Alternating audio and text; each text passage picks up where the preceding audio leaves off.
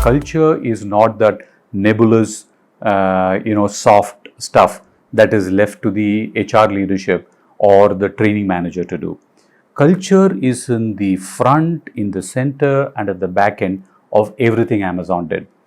To an extent that you can call it a cult, right? But that's okay. At the end of the day, they ran their businesses very effectively.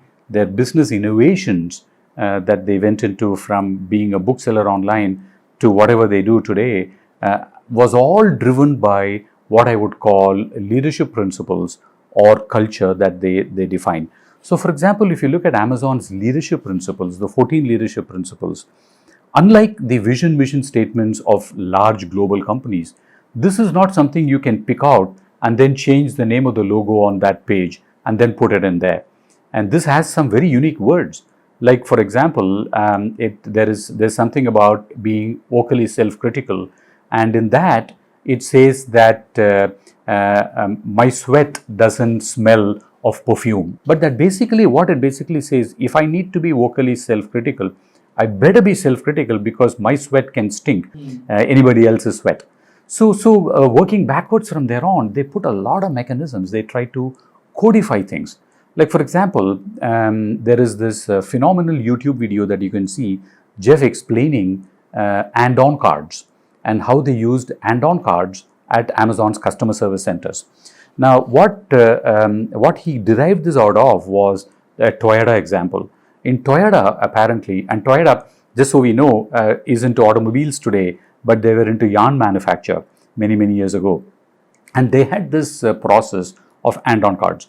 What this basically did was, when they were spinning the yarn, and if there was a little bit of a knot in between that huge cloth, that whole product return will be the huge cloth, not just the yarn. So they basically had mechanical things where there was a bulb that would light up and the whole production will stop. And somebody who needs to come and fix that engineering part will fix it, so the yarn can then go on.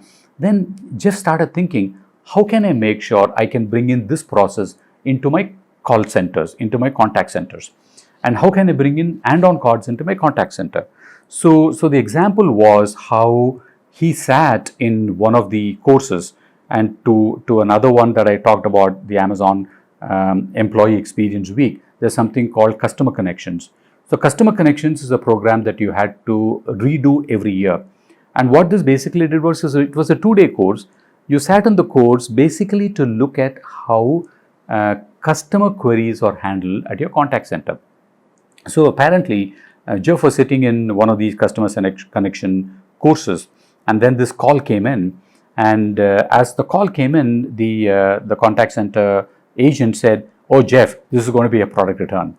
And Jeff said, "You have not even answered the call. How do you know it's a product return?" And she said, "Oh, well, wait and see." And as she said, it was a product return. And then the next call, the next call came, and she was going to answer. Jeff said, "No, please wait. I want to talk to you more about this." And then it so happened that she basically said, well, it is very intrinsic, right? I've had 10 calls today on the same product, and 9 of them have been product returns, and it was a furniture. And it was not about a bad product, it was about how it was packed. And when it get packed, it came to me in a chipped manner, so I don't want the product you return. There is a huge cost to it. Now, so what does the culture mean here? So Jeff said, how can I make sure I can empower this frontline employee to make sure she can actually stop selling a product which would end up being a product return? This means that you're making so much of a decision-making power on a judgment which can be right or wrong.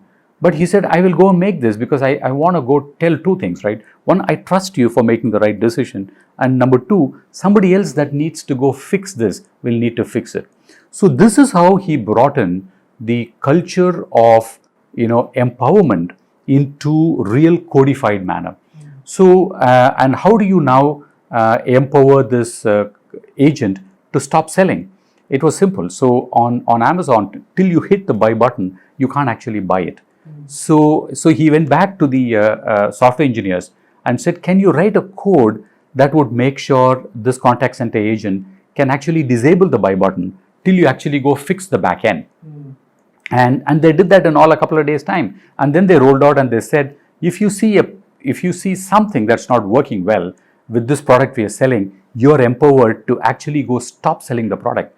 And it could be a top-notch television that you're selling for $3,500 to something like a pen that you sell for $3.50. All of this was same. This was trust. And otherwise the good intention would have been, okay, you come and tell me, and then I will go fix it. And by the time you fix it, it is 10 days. And then there are 350 product returns. And that's going to cost the company $3,000.